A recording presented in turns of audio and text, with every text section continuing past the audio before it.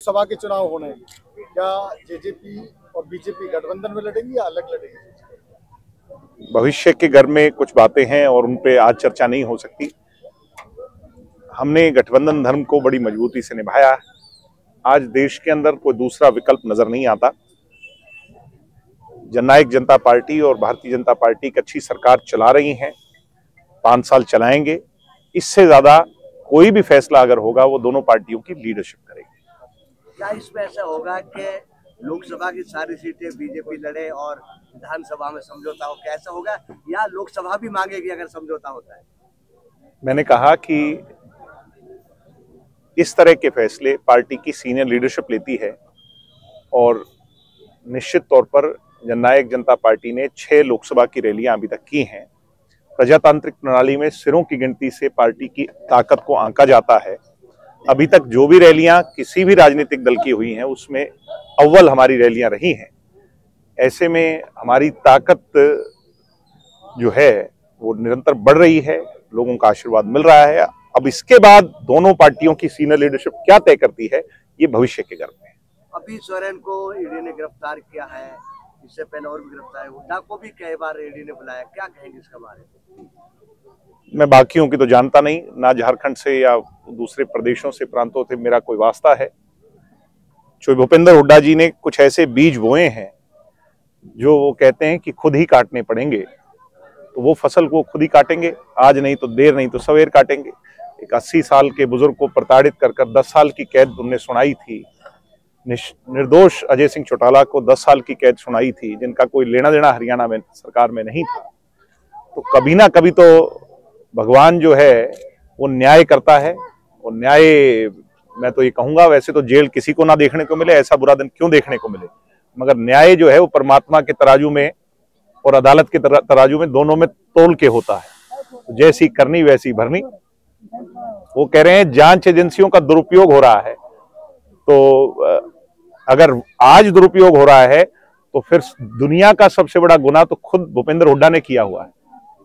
तो क्या कांग्रेस में आप नजर आप देख रहे हैं कि दोनों तरफ से? हम तो बड़े खुश हैं, हम बहुत खुश हैं, हम निश्चिंत हैं और हम इनके आभारी हैं। जब तक ये ऐसे ही फूट चलती रहे तो हमारे को बहुत फायदा है इसका।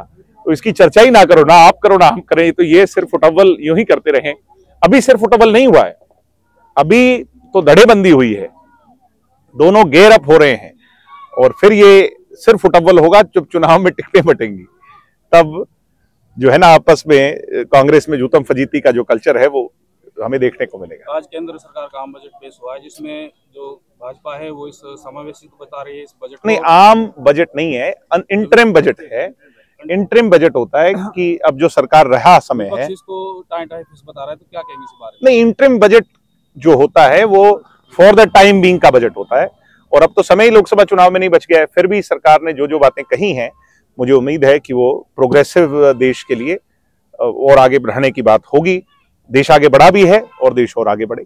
आपने बड़ी बात की जो खुली रोड को लेकर, हम वोट जब मानेंगे जब इसमें काम शुरू हो गया, क्या कहेंगे? नहीं, निश्चित तौर पर आप लोगों की भी ये मन की दुविधा है और हमारे मन का मलाल है कि जल्द से जल्द इस पर काम शुरू हो। इस पे लंबे अरसे से इसकी डीपीआर तैयार होने के बाद, टेंडर कॉल होने के बाद भी अगर कोई सामने नहीं आया या इस तरह की बातें रही हैं, मुझे उम्मीद है कि सरकार जब भी दोबारा फ्लोट करेगी इसका टेंडर हो जाएगा और समय पे इसका काम शुरू हो जाएगा। यहाँ बैठे हैं, 2-3 मांगे हैं। एक तो नगीना तहसील, बहुत पुरानी तहसीलों को सब तहसील में पूरी तहसील का दर्जा नहीं दिया गया। एक उपमंडल का भी यहाँ मांग हो रही है। नहीं, उपमंडल की आगे जो मरोड़ा कट है, क्योंकि सारा आप देखते हैं मेवात का बीच है और उसकी बहुत बड़ी मांग है कि आगे अगर सिंगार लगाए दूसरे गाँव है, हजारों ड्राइवर, फिर 60% ड्राइवर इसी इलाके के हैं। क्या कहेंगे, क्या ऐसा? जो भी आपने उपमंडल की बात कही, वो सरकार जब भी घोषणा करती है किसी एक की अलग नहीं करती, एक साथ घोषणाएं होती हैं, जिला की हो, उपमंडल की हो, मंडल की हो। तो मुझे उम्मीद है कि सरकार अब चुनाव से पहले लोकसभा के या चुनाव के बाद करेगी, ये तो भविष्य के उसमें है, हमारे सामने आएगी। मगर मुझे उम्मीद है इस सरकार के अंदर जो हमने वादा किया था हम पूरा कर लेंगे। आज 2 दिवसीय दौरे पर मेवात में, 2 दिवसीय दौरे पर, तो क्या क्या मुख्य विशेषताएं जो यहाँ पे देखेंगे और दौरा करेंगे? लोगों से चर्चा करेंगे, यहाँ के कामों को जानेंगे, कुछ जो दुष्यंत जी तक पहुंचाने वाले हैं उनको पहुंचाएंगे, यहाँ के लोगों से वार्तालाप कर करके दुष्यंत जी के विजन को साझा करेंगे कैसे पार्टी को मजबूत बनाना है उस पर काम करेंगे। दिग्विजय जी, लोकसभा और विधानसभा चुनाव जैसे नजदीक आ रहे हैं, आपकी पार्टी कुछ नेता पाला बदल रहे हैं लगातार, क्या कहेंगे? नहीं, मैं क्या कहूँगा, वो उनकी इच्छा है। पर राजनीतिक तौर पर जो है ये जब चुनाव नजदीक आता है तो सभी पार्टियों में इस तरह की खलबली हो जाती है और ये चीजें कोई मैटर नहीं करती। पार्टी जो होती है वो माँ का रूप होती है, बड़ी होती है। कई बार किसी को गलतफहमी हो जाए तो उसका क्या इलाज है, तो मैं इस बात पे और ज्यादा नहीं। चंडीगढ़ में मेयर का जो चुनाव हुआ है उसको आप कैसे देखते हैं? नहीं, मैं तो इसको ऐसे ही देखता हूँ, मैं जो डेमोक्रेटिक तरीके से होना चाहिए, जो भी हो वो पाक साफ हो, जनता के सामने हो और कोई भी चीजें जो बिहाइंड द कर्टन्स ना हो। गड़बड़ी मान रहे हैं आप? नहीं, मैं तो नहीं मान रहा गड़बड़ी हुई है, मगर गड़बड़ी ना हो, मैं ऐसी